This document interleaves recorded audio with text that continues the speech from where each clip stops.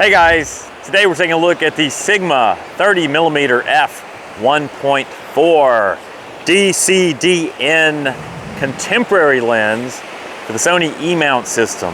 Now this lens is also available for you Micro Four Thirds shooters. And if you prefer reading your lens reviews instead of watching them, be sure to click the link in the YouTube description for this video and you'll go straight to my full written review.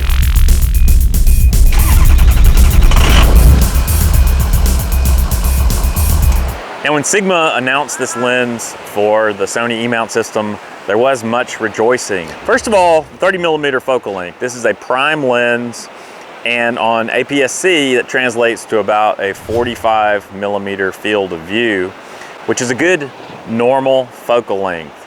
It's sort of what Goldilocks would like.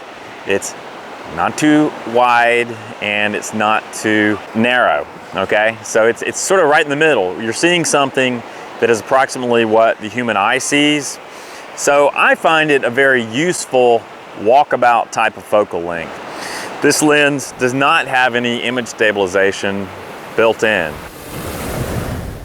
So when you're using it with a non-sensor stabilized camera like an Alpha 6000 or 6300, you're simply gonna have to watch your shutter speeds, keep your shutter speeds fast enough, and make sure that you get a steady, stable image. Now I have to confess, when I first unboxed this lens and removed it from its packaging, I was a little bit disappointed.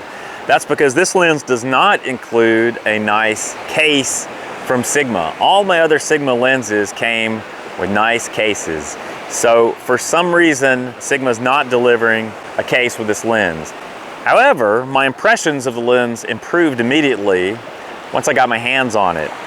If you can take a look at the lens barrel, it has a huge manual focusing ring that is lined with kind of a grippy rubber.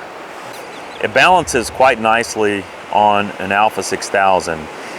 The lens construction is changed from the Art series. On the side of the lens, you'll see the Contemporary logo in silver. You will also see Made in Japan stamped on the side. The minimum focusing distance is 0.98 feet, basically a foot, which is not great, but it's not bad either. I really like the construction of this Contemporary series. It feels more premium to me than the Art series. It's sort of a combination of metal and what Sigma is referring to as TSC. It's basically, I believe, a fancy plastic that is somehow not heavily affected by changes in temperature, hence the T, the thermal, and TSC. And Sigma includes a nice lens hood. It's a little bit bulky on the end of the lens, but it does a good job at reducing flare and improving contrast in your photos. It's just a nice finish. Everything about this lens feels a little bit more premium to me than the Art series lenses. I don't really hear much of a clunk when I move the lens around, and nope, no clunk. All of the Art series lenses for some reason had a clunk associated with the focus motor. I'm not really hearing a clunk with the Contemporary series.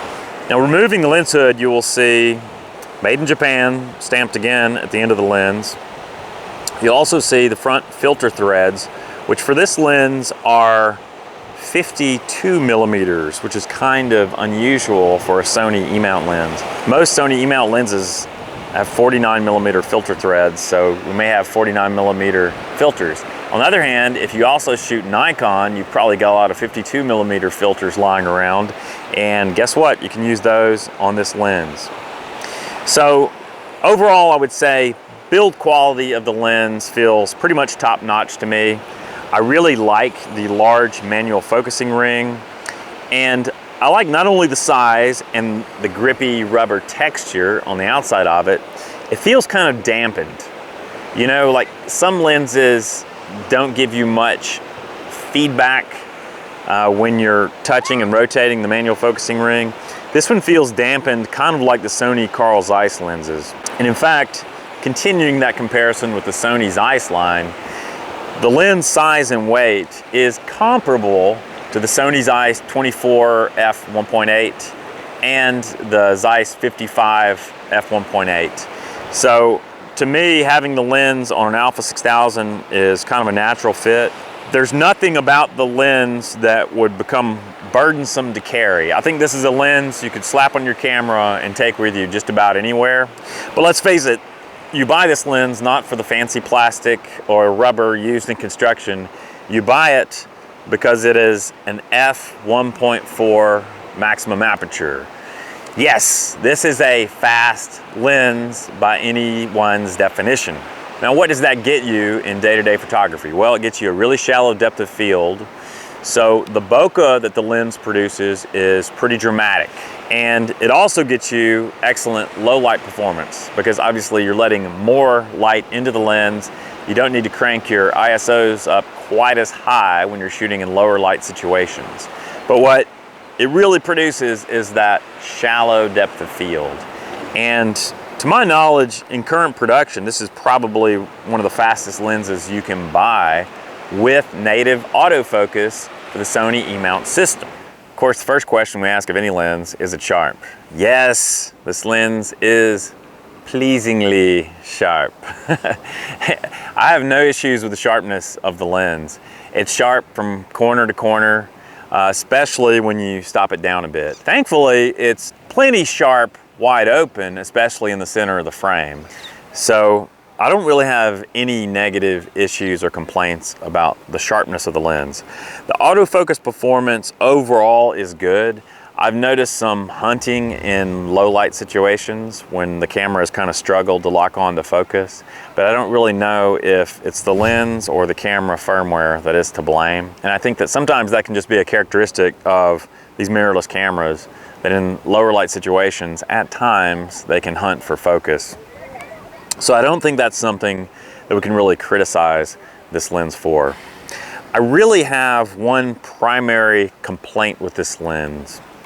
And let's just say the late artist formerly known as Prince would have loved this lens.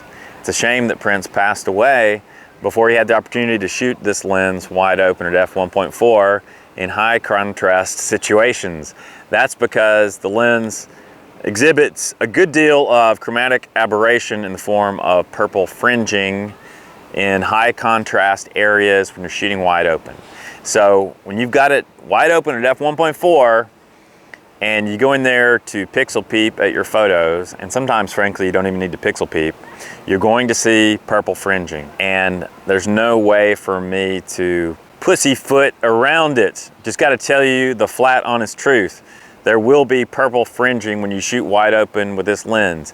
Not in every photo, but quite often in high contrast areas you're going to see it. If you have certain software programs, you can solve purple fringing with basically one click, maybe 2 clicks. With digital photographs, it's not such a problem.